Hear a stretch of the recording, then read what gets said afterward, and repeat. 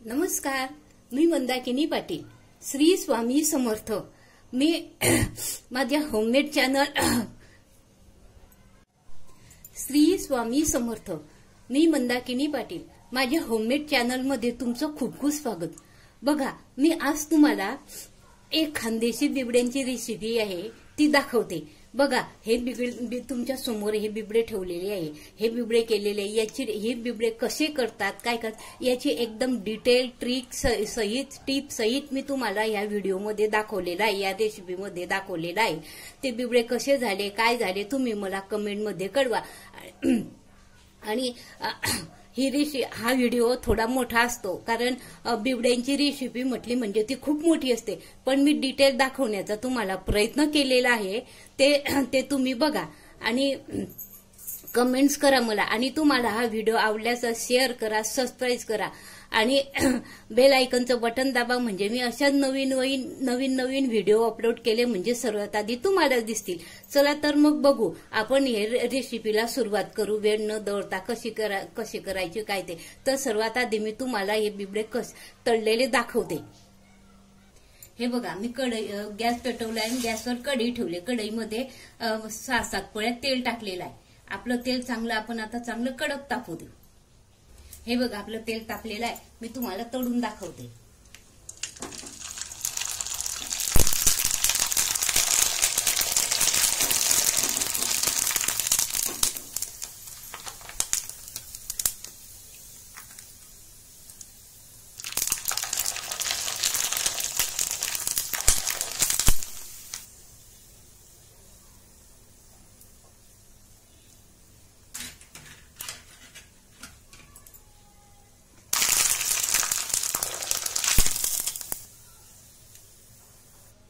हे बघा, असे आपले बिबडे मी तुम्हाला तळून दाखवलेले आहे. हे बघा, ते तळून दाखवले. आता मी तुम्हाला एक बिबडं भाजून पण दाखवते.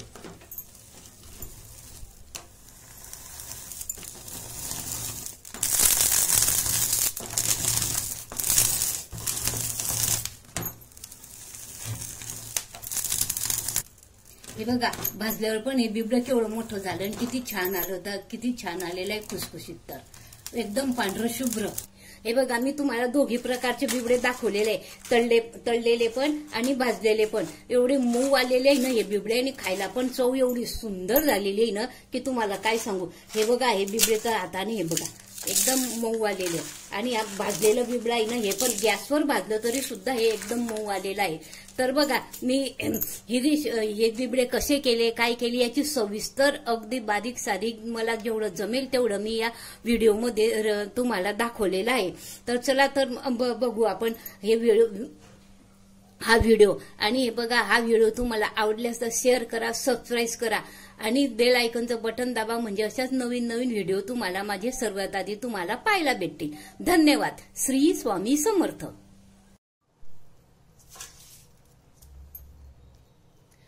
हे बघा, त्यासाठी काय केलेलं आहे, काय करायचं, आपल्याला जेवढ्या ज्वारीचे बिबडे, जेवढ्या किलोचे बिबडे करायचे आहे, समजा 1 किलोचे करायचे आहे किंवा 3 किलोचे करायचे आहे किंवा 5 किलोचे करायचे आहे, तसे आपण ठरवून घ्यायचं. पहिला मुद्दा म्हणजे आपल्याला कोणत्या भांड्यामध्ये करायचं आहे, त्या भांड्यामध्ये किती किलोचं पीठ मावेल याचा विचार करून मग आपण हे धान्य भिजत घालायचं. तर मी तुम्हाला ते धान्य भिजत घालायचं. तर बघा, मी आज तुम्हाला वर्षाचं असतं हे करायचं, वर्षाचं वाढवून असतं हे, म्हणून माझ्याकडे 5 किलोचं एक पातेलं आहे. त्या 5 किलोच्या पातेल्याचं तुम्हाला मी अंदाज सांगते. त्यानुसार तुम्ही 1 किलोचं म्हणा, 2 किलोचं म्हणा प्रमाण घेऊ शकता. त्यामध्ये सांगता मी तुम्हाला 1 किलोचे साधारण सांगू शकते. तर बघा, 5 किलोच्या याला असं फिक्स प्रमाण नाही आहे की इतकी ज्वारी तर त्याला इतकंच घेतलं पाहिजे, एवढेच गहू घेतले, असं फिक्स प्रमाण नाही. ही प्रत्येकाची आवड आहे. तुम्ही 10 बायका म्हटल्या तर 10 बायकांचे 10 मतं पडतील. तर म्हणून जवळजवळ साधारण काय प्रमाण कशाला घ्यायचं हे साधारण सांगते मी तुम्हाला. याच्यात तुम्ही बदलही करू शकता. तर हे बघा, माझं 5 किलोचं पातेलं आहे. त्यामध्ये 5 किलो धान्याचा पीठ बरोबर व्यवस्थित शिजतं. त्यासाठी मी काय केलेलं आहे, हे 3 किलो ज्वारी घेतलेली आहे.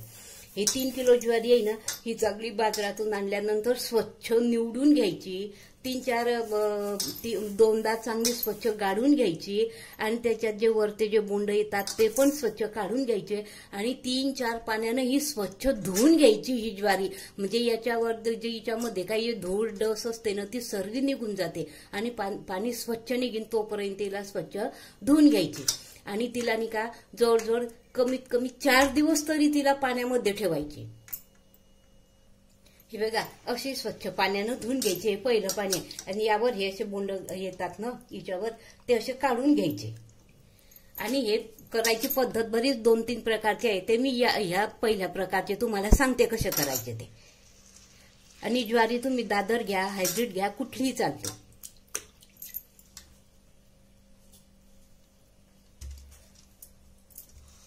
हे बघा ही अशी मी हे पहिल्या पाण्यानं धुतली. हे बघा अशी ही 3-4 बरोबर 4 पाण्यानं धुतली आणि ही मी 4 दिवस भिजत घालते. हा पहिला दिवस आहे आपला.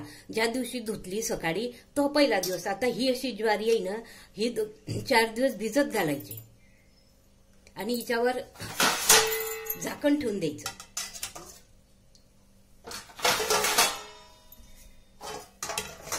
हिच्यावर असं झाकण ठेवून ही 4 दिवस भिजत घालायची. हे बघा तुम्ही बघू शकता आता 2 दिवस झाले भिजत घातल्यानंतर. मी पहिल्या दिवशी तर पाणी काही बदलवलं नाही. 2 दिवस झाले. 2 दिवस भिजल्यानंतर हिच्यावर असं पिवळसर पाणी येतं. हे पाणी बदलून टाकायचं कारण मग नाही तर मग 4 दिवसाचं खूपच आंबट होतं. आणि काही आंबटही आवडतात तरी राहू दिलं तरी चालतं पण शक्यतो पाणी बदलायचा प्रयत्न करायचा. आता 2 दिवस झाले. 2 दिवसात दुसऱ्या दिवशी राहू द्यायचं आणि तिसऱ्या दिवशी हे पाणी असं बदलून घ्यायचं. पाणी बदलवल्यानंतर बघा ते एका गमलीत काही 3 किलो ज्वारी एवढी भिजत नाही. मी तुम्हाला दाखवण्यासाठी त्या गमलीमध्ये घेतलं होतं. मग नंतर एका बादलीमध्ये प्लॅस्टिकच्या बादलीमध्ये ही 3 किलो ज्वारी मी भिजत घातलेली होती. त्याला बघा आता हा 4था दिवस आहे. 4थ्या दिवशी हे बघा हे पाणी येतं खूप. हे सर्व ज्वारी आहे ना एका मोठ्या गमलीमध्ये काढून घ्यायची, ओतून घ्यायची आणि चांगली ती पण 3-4 पाण्यानं स्वच्छ धुवून घ्यायची. बघू शकता तुम्ही एका पसरट गमलीमध्ये ही ज्वारी घ्यायची आणि अशी स्वच्छ पसरट भांड्यामध्ये किंवा पसरट गमलीमध्ये ही 3 किलो ज्वारी घेऊन घ्यायची आणि ही अशी रगडून चांगली मस्त व्यवस्थित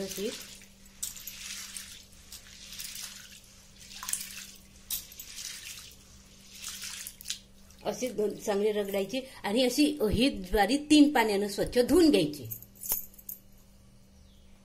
हे बघा आणि त्यानंतर काय करायचं आपण ज्वारी ज्या दिवशी भिजत घालतो ना त्याच्या दुसऱ्या दिवशी काय करायचं गहू भिजत घालायचे. तर बघा माझे 5 किलोचं पातेलं आहे त्याच्यामध्ये मी 3 किलो ज्वारी टाकली. आता मी हे 1.5 किलो गहू आणि 1.5 किलो तिच्यामध्ये तांदूळ भिजत घालून टाकणार आहे. तर गहू काय करायचे हे गहू घ्यायचे हे पण स्वच्छ गाळून स्वच्छ करून घ्यायचे आणि हे पण 3-4 पाण्यानं स्वच्छ धुवून घ्यायचे. धुतल्यानंतर याला चांगलं पाणी वर येईल असं 1.5-2 पेर पाणी वर येईल असं याला भिजत घालायचे. तुम्ही बघू शकता मी असे एका बादलीमध्ये हे गहू असे भिजत घातलेले. गव्हाचा हा 2रा दिवस आहे आजचा. हा 2रा दिवस. गहू शक्यतो 2 किंवा 3ऱ्या दिवशी चांगले व्यवस्थित होतात आणि हे गहू असे 3 दिवस भिजत घालायचे. हे बघा गव्हाबरोबरच मी हे 1.5 किलो तांदूळ घेतलेले आहे. हे तांदूळ कंट्रोलचे तांदूळ आहे. तुम्ही कुठलेही घेऊ शकता. आणि हे तांदूळ पण आपण आणल्यानंतर स्वच्छ गाळून घ्यायचे आणि 2-3 पाण्यानं धुवून घ्यायचे आणि याला पण भिजत घालायचे. हे बघा तुम्ही बघू शकता मी असे हे तांदूळ भिजत घातलेले आहे. तांदूळ भिजत घालायला आजचा हा 2रा दिवस आहे. हे बघा असे भिजत घालायचे आणि याची पुढची प्रोसिजर दाखवते मी तुम्हाला. हे बघा आपल्या ज्वारीला 4 दिवस झालेले आहे. काय करायचं ज्वारी स्वच्छ धुवून घ्यायची. 3-4 पाण्यानं दाखवलं मी तुम्हाला गमलीमध्ये. आणि खाली एक गमली ठेवायची त्याच्यावर टोपली ठेवायची. हे बघा अन्न टोपलीमध्ये अशी ही निथळत ठेवायची ज्वारी. एकदम पानतुटी होऊ द्यायची ही ज्वारी. आणि हे एकदम हिच्यातलं पाणी निथळलं गेलं की सावलीमध्ये एक कापड अंथरायचं आणि त्या कापडावर ही चांगली अशी पसरून ठेवायची. हे बघा तुम्ही बघू शकता असं सावलीमध्ये आपल्या अंगणात म्हणा किंवा अंगणात सावली ऊन येत असेल तर घरामध्ये पंख्याखाली एक कापड अंथरायचं आणि तिच्यावर अशी ज्वारी ही पसरू द्यायची. आणि ही ज्वारी थोडी कोरडी म्हणजे आपल्या दाताखाली धरल्यानंतर कट वाजेल तोपर्यंत ती वाळू द्यायची. हे बघा, हे तांदूळ आहे ना 2 दिवस झाले याला भिजून, आज 3रा दिवस आहे. याला 2 पाण्यानं धुवून घेऊ आपण. धुतल्यानंतर बघा आपण हे मिक्सरच्या भांड्यामधून थोडं पाणी घालून जाडसर वाटून घेऊ. तुम्ही बघू शकता, अगदी थोडं पाणी घालायचं आणि आपण इडलीला कसं वाटतो जाडसर तसं वाटून घ्यायचं. हे बघा तुम्ही बघू शकता, असं जाडसर वाटायचं, हे कणीदार असं वाटायचं आणि एका पात्र्यामध्ये काढून घ्यायचं.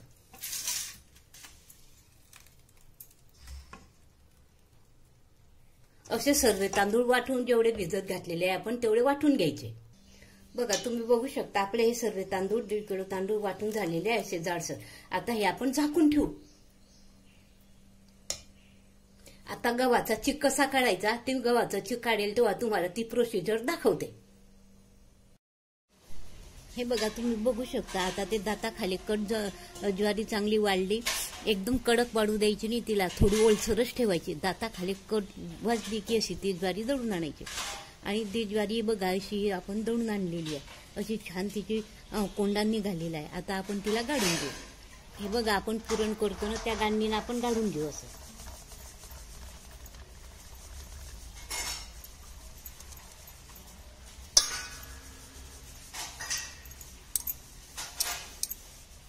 चांगलं रगडून गाळायची तिला, कारण त्या कोंड्यामध्ये सुद्धा पीठ अडकलेलं असतं ना, त्या कोंड्यातलं पीठ चांगलं निघालं पाहिजे.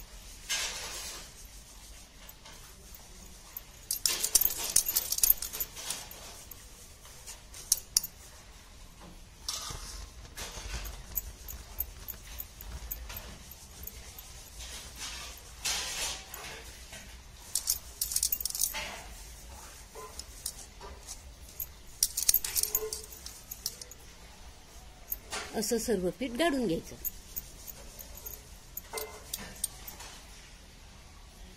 हे बघा तुम्ही बघू शकता केवढा कोंडा निघालायचा. ओलसर दळली ना तर थोडी ओलसर दळली ना तर तिचा असा छान कोंडा निघतो आणि बिबडे असे पांढरे शुभ्र येतात, म्हणून अशी थोडी ओलसर दळायची तिला. हे बघा तुम्ही बघू शकता, हे जे पीठ आहे ना एका बादलीत म्हणा, स्टीलच्या बादलीत म्हणा किंवा स्टीलच्या डब्यात म्हणा किंवा प्लॅस्टिकच्या बादलीत असं गाळून स्वच्छ मोजून घ्यायचं आणि एका बादलीत घ्यायचं आणि त्यामध्ये असं पाणी टाकायचं.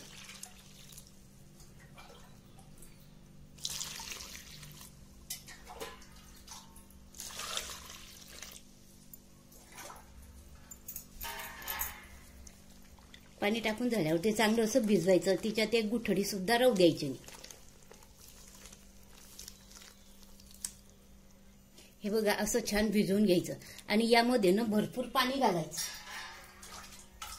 असं भरपूर पाणी घालायचं याच्यामध्ये.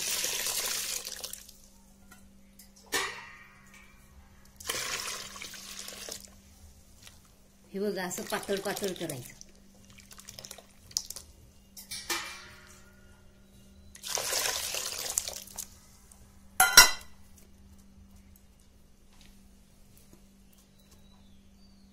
आणि असं झाकून ठेवायचं. हे बघा बघू शकता तुम्ही, हे गहू आहे ना 3 दिवस झाले आणि हे छान फुगले गेलेले आहे. हे बघा हे, आणि मी ते गहू एका बादलीत भिजत घातलेले होते. 3 दिवस झाले. 3 दिवसानंतर ते गहू आहे ना एका रेताची टोपली असते ना त्या टोपलीमध्ये काढायचे आणि ते स्वच्छ 4-5 पाण्यानं धुवून घ्यायचे आणि धुतल्यानंतर हे ना मिक्सरमध्ये थोडं पाणी टाकून वाटून घ्यायचे. मी तुम्हाला दाखवते. हे बघा मिक्सरचं भांडं घ्यायचं आणि त्यात थोडे थोडे गहू घ्यायचे असे.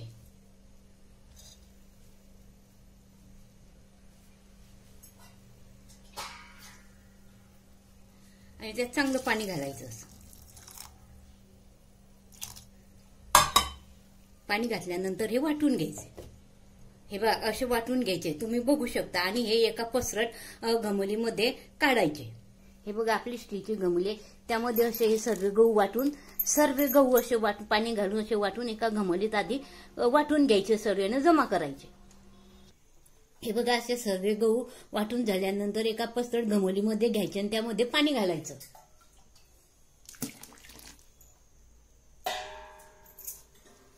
पाणी घातल्यानंतर चांगलं असं रगडून घ्यायचे. हे बघा असे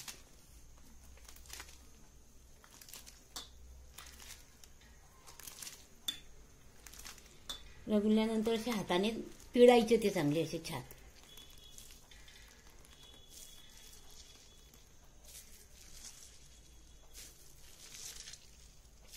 जेवढं तुम्हाला दाबून पिळता येईल तेवढं दाबून पिळायचं.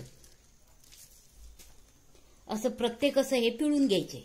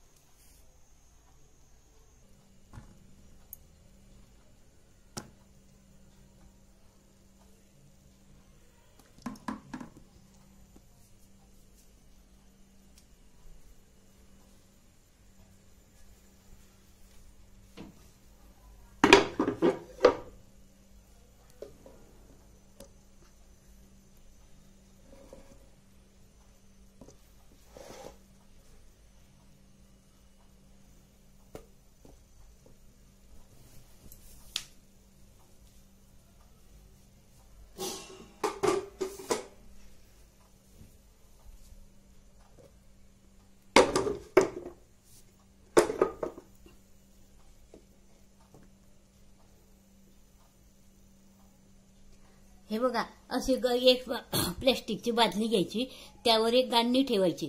ही गाळणी पुरण गाळायचीच गाळणी आहे. त्यामध्ये असं थोडं थोडं एका भांड्याने हे चिक असा टाकत जायचा. याला चिक म्हणतात. असा हा संपूर्ण गाळून घ्यायचा.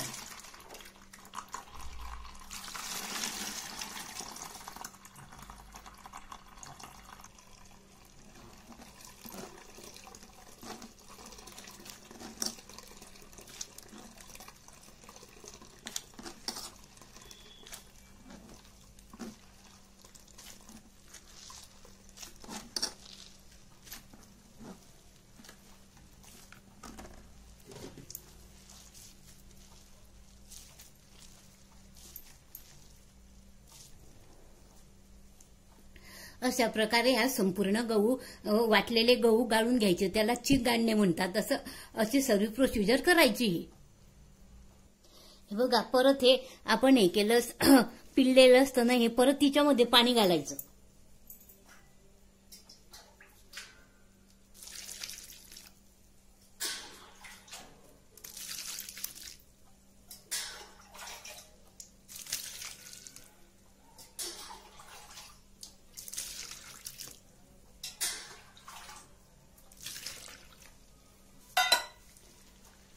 आणि असं सारखं चांगलं चोडून घ्यायचं असं.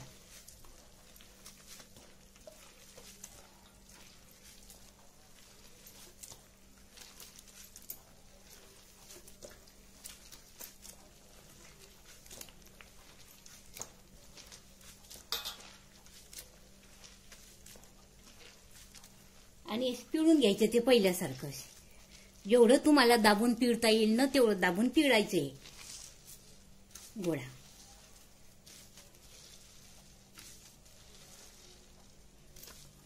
आणि हे सर्व दाबून पिळून झाल्यानंतर परत आम्ही मागे कसं आपण गाळणीने गाळलं तसं हा चिक परत गाळणीने गाळून घ्यायचा. आणि एका बादलीमध्ये पूर्ण त्या बादलीत गाळून घ्यायचा आणि बादलीत झाकण ठेवून झाकून ठेवायचा रात्रभर. अशा प्रकारे आपले संपूर्ण हा चिकाचा गव्हाचा चिक काढून झालेला आहे. आता आपण याला झाकून ठेवू. पुढची प्रोसिजर दाखवते मी तुम्हाला पुढच्या वेळेस. हे बघा, त्या बिबड्यांसाठी काही आपल्याला मसाले टाकावे लागतात, तर ते सांगते तुम्हाला. हे बघा, हे जवळजवळ 210 ते 200 ग्रॅम हा लसूण घेतलेला आहे मी. आणि हे जवळजवळ 150 ग्रॅम किंवा हे वाटीभर धने घेतलेले आहे. आणि हे अंदाजे हे सपाट वाटी मी जिरं घेतलेलं आहे. आणि हे वाटीभर मी तीळ घेतलेली आहे. आणि याच वाटीभर मी ही बडीशोप घेतलेली आहे. आणि ह्या एवढ्या लाल मिरच्या घेतलेल्या आहे, कोरड्या लाल मिरच्या ह्या. आणि हे जवळजवळ 70 ते 75 ग्रॅम मी हे बारीक मीठ घेतलेलं आहे 5 किलोला. असा हा अंदाज आहे. हे सर्व मीठ मापाने घ्यायचं, बाकी अंदाजे घ्यायचं. आपल्याला जसं आवडेल तसं तीळ आणि बडीशेप ही तर अंदाजेच घ्यायची. आणि लसूण हा एवढा घ्यायचा मापाने. आणि काही काही भागामध्ये ना जिरं आणि धने टाकायची काही पद्धत नाही, पण आमच्या भागामध्ये अगदी आमच्या लहानपणापासून किंवा वंशावळीपासून धने जिरं टाकल्याशिवाय बिबळं होणारच नाही. म्हणून धने जिरं थोडं चवीसाठी तरी टाकायचं म्हणजे टाकायचं, एवढं हे घ्यायचं. आणि हे बघा जिरं, धने, लसूण आणि ही लाल मिरची, ही खुरासनी लाल मिरची, हे ना मिक्सरमधून काढून घ्यायचं. आणि पुढची प्रोसिजर दाखवते मी तुम्हाला.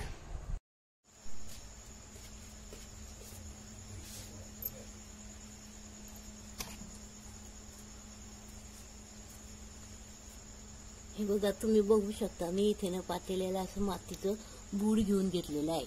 माती आणि शेण एकत्र काढून त्याचं बूड घेऊन घेतलेलं आहे. आणि हे चुलीवर असं ठेवलेलं आहे. बघा हे बूड घेतलेलं आहे. याने कसं पातेलं काळं जरी झालं ना तर मग घासायला त्रास होत नाही.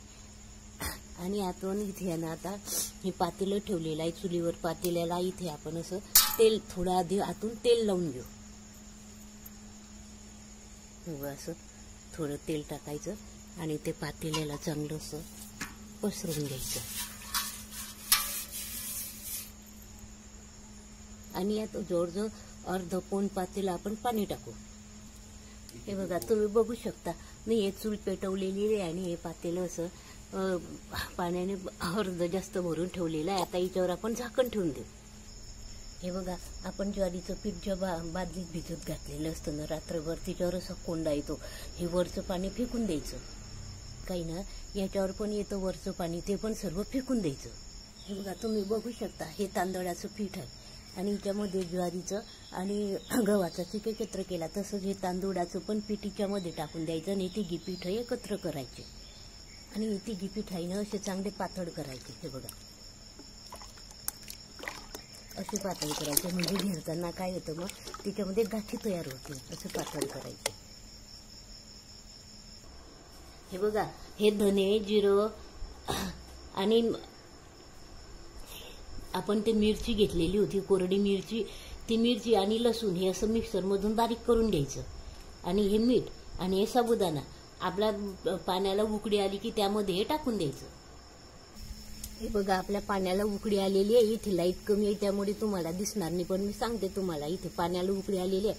आता आपण तो मसाला जो मिक्सरमधून काढलेला आहे ना, साबुदाणा, तो मसाला आणि मीठ आपण या उकळत्या पाण्यामध्ये टाकून देऊ. आपण ही तिघी पिठं केलेली आहे ना एकत्र, हे तिघी पिठं आपण आता त्या पातेल्यामध्ये टाकू. हे बघा ते तिघी पिठं मी पातेल्यात टाकले. आता हे असं हलवून घ्यायचे ते छान मस्त.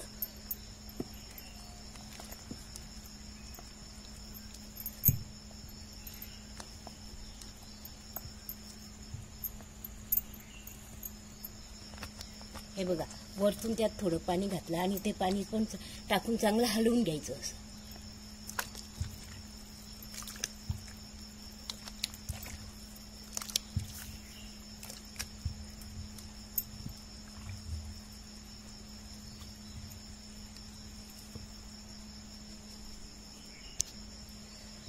असं मधून मधून पाणी टाकत राहायचं आणि हलवत राहायचं. हे बघा आता मी तिसऱ्यांदा थोडंसं पाणी टाकलेलं आहे याच्यात.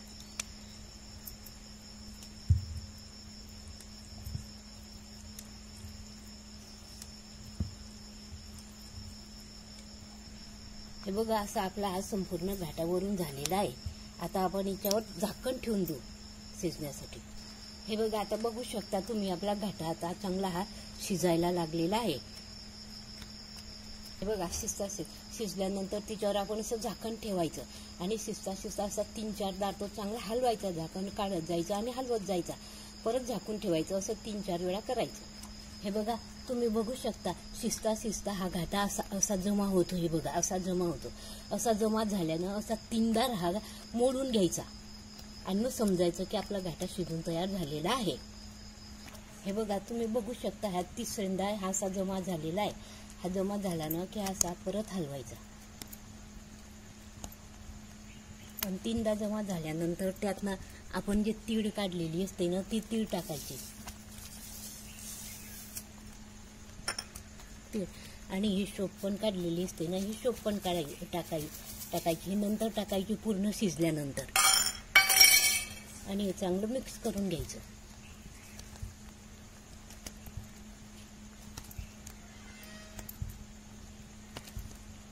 हे मिक्स केल्यानंतर जाड जो असतो ना तो जाड विझवून टाकायचा आणि विस्तव असतं ना त्या विस्तवावरच हा घाटा चांगला उमडू द्यायचा. आणि साबुदाणा टाकताना साबुदाणा कच्चाच टाकायचा, भिजत घालायचा आणि उकळत्या पाण्यामध्ये बरोबर तो उमलला जातो. असं हलवून घ्यायचं आणि याच्यावर झाकण ठेवून द्यायचं. आणि या चुलीतला जाड असतो ना हा कमी करून टाकायचा आणि झाकण ठेवून याच्यावरच चांगला जोर तो अर्धा ते पाऊण तास उमडू द्यायचा. हे बघा तुम्ही बघू शकता आता आपला घाटा पूर्ण शिजून तयार झालेला आहे. तो तर कसा ओळखायचा, तर हाताला पाणी लावून घ्यायचं आणि असं थापून बघायचं. हाताला नाही चिकटला तर तो संपूर्ण झाला असं समजायचं. हे बघा बिबडे थापायच्या आधी आपण काय करायचं, हा मोठ्या पातेल्यातून हा घाटा आहे ना हा छोट्या पातेल्यामध्ये असा काढून घ्यायचा.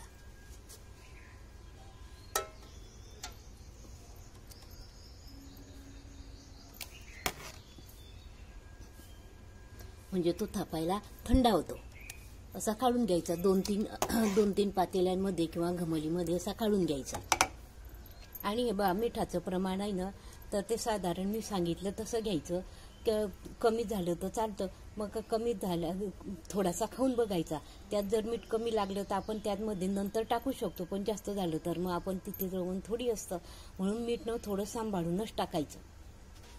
हे बघा आपण घाटा काढतो ना छोट्या पातेल्यात आजूबाजू नाही लागलेलं असतं ना तर हे पण चांगलं काढून घ्यायचं, म्हणजे पातेलं घासायला आपल्याला सोपं जातं.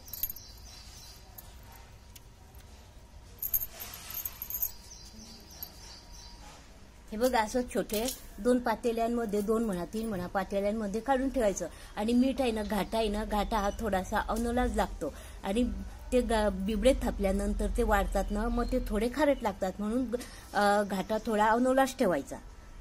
आणि घाटा खाताना ज्याला वरतून लागलं त्याने मीठ घ्यायचं थोडं थोडं. हे बघा अशा खाटा टाकलेल्या आहे ह्या 4. खाटा नसल्यानं तर तुम्ही गच्चीवर खाली सुद्धा साडी किंवा काही कापड अंथरू शकता.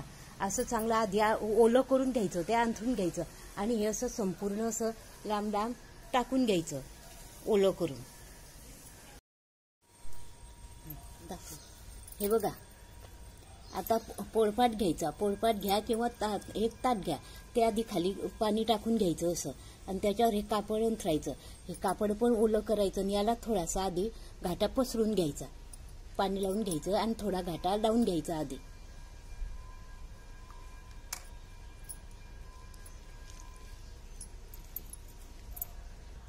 असं हे कापड असतं ते ओलं करून घ्यायचं ना घाटा टाकायचा आणि तो चांगला असा पसरून घ्यायचा. पसरल्यानंतर याच्यावर असं पाणी लावायचं, म्हणजे काय आपण पहिलं जे बिबडं असतं ना ते उलटून येत नाही. आता याच्यावर घाटा टाकायचा 2 चमचे, 2 टाका 3 टाका तसं आपल्याला आवडेल तसं टाकायचं.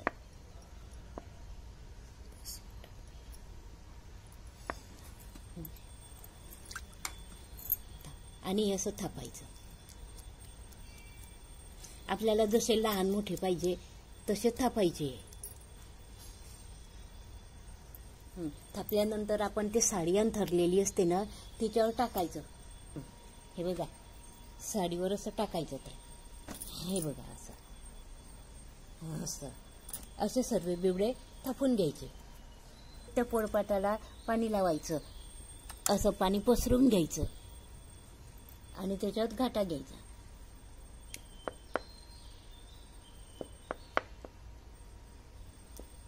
आणि थापायचं.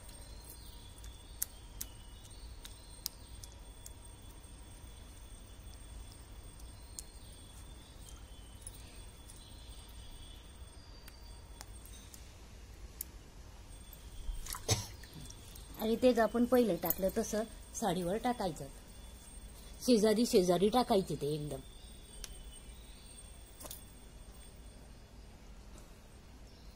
हे बघा असे सर्व बिबडे थापून पूर्ण साडी भरून घ्यायची. हे बघा असे खाट्यावर असे सर्व खाटांवर असे लाईनशीर बिबडे असे सर्व टाकायचे. बघा किती छान टाकले गेले जरा इथं. हे बघा अशी पूर्ण खाटा अशा संपूर्ण भरून घ्यायच्या. आता हे सर्व टाकल्यानंतर मी पुढची प्रोसिजर दाखवते तुम्हाला. हे बघा बघू शकता तुम्ही असे दुपारी 2-2:30 वाजेला हे असे कोरडे होतात बघा.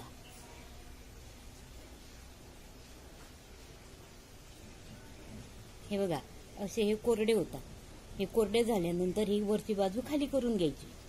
म्हणजे हे बघा अशी वरची बाजू होती ना ती अशी खाली केलेली आहे. हे बघा हे वरचे बिबडे होते ना असे खाली केलेले आहे. असे पलटवून द्यायचे. म्हणजे ही जी वरची बाजू असते ना ही आता ही वर आलेली आहे. ही बाजू ही पण कोरडी होते. ही चांगली पूर्ण कोरडी झाल्यानंतर हिच्यावर पाणी टाकून ते काढायचे. ते जेव्हा काढेल तेव्हा मी दाखवते तुम्हाला. हे बघा बघू शकता हे बिबडे आता कोरडे झालेले. आपण आता हिच्यावर पाणी शिंपडू.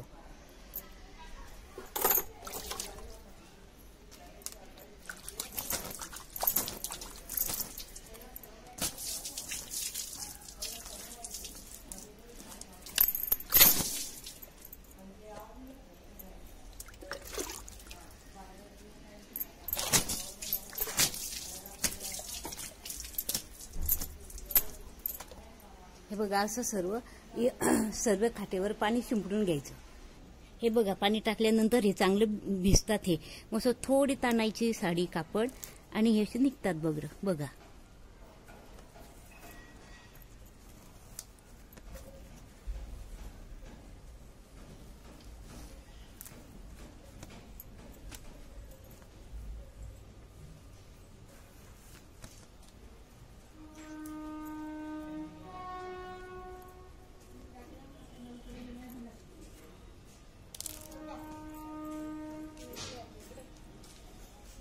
हे बघा असे हे छान निघतात. असे सर्व काढून घ्यायचे. हे बघा काढल्यानंतर असे खाट्यावर असे पसरून ठेवायचे.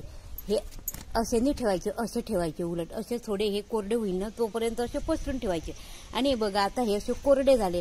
हे कोरडे झाले ना तर याची अशी गड्डी करायची. हे बघा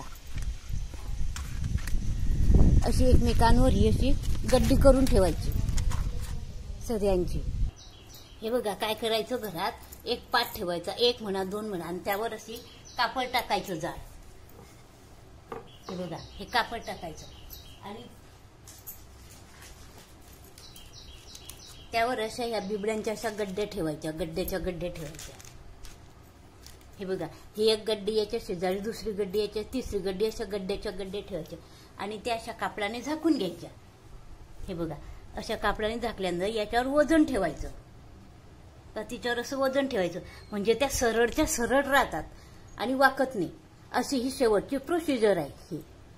आणि दुसऱ्या दिवशी हेच बिबडे थोडा वेळ उन्हामध्ये 1 की 1.5 तास हे परत पसरवायचे आणि त्याच्या अशाच गड्ड्या करायच्या आणि त्या दोरीने किंवा कापडाच्या एखादी जुनी साडी असली किंवा जुने कापड असलं त्याच्या अशा दोऱ्या साड्या कापायच्या आणि त्याच्या 4 बाजूनं बांधून ठेवायच्या. म्हणजे ते वाकत नाही म्हणून बांधायच्या.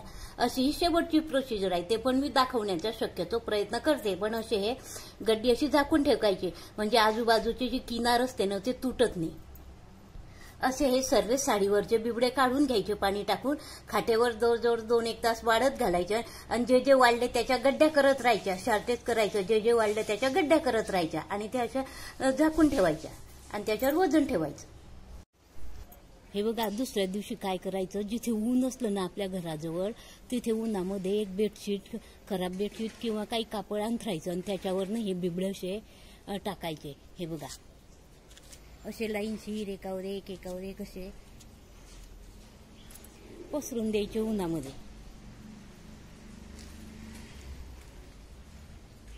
बघू शकता तुम्ही.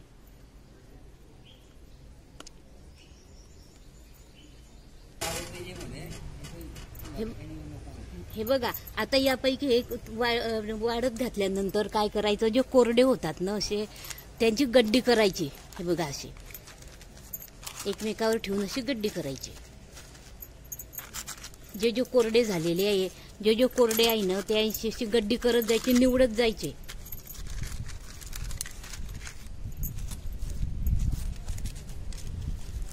असे जे कोरडे झाले ना ते सर्व बाजूनं असे निवडत जायचे.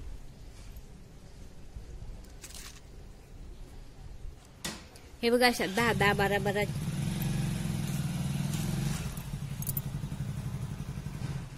हे बघा हे अशा 10-10च्या किंवा 12-12च्या 15च्या तुम्हाला जशा आवडेल तशा अशा गड्ड्या करायच्या आणि ह्यानं अशा दोरीने म्हणा किंवा कपड्याच्या चिंधीने अशा व्यवस्थित पक्क्या बांधायच्या.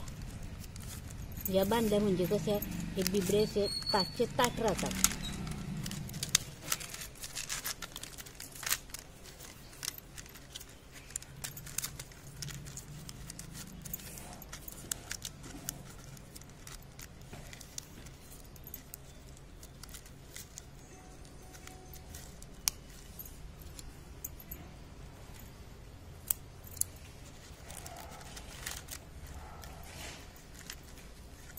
असे ताट अशा सगळ्या याच्या अशा वाळले की अशा गड्ड्या करायच्या। हे बघा तुम्ही बघू शकता, अशा गड्ड्याच्या गड्ड्या बांधायच्या आणि ह्या अशा उभ्या ठेवायच्या, अशा उभ्या, म्हणजे याच्याने मधून मधून असे की उन्हाचे किरण जातात आणि जे वातडे असतात बिबळे ते कोरडे होतात असे। आणि ह्या गड्ड्या कोरड्या झाल्या म्हणजे डब्यामध्ये भरून द्यायच्या। ही शेवटची स्टेप आहे। बघा तुम्हाला हा माझा व्हिडिओ आवडल्यास लाईक करा, शेअर करा, सबस्क्राईब करा।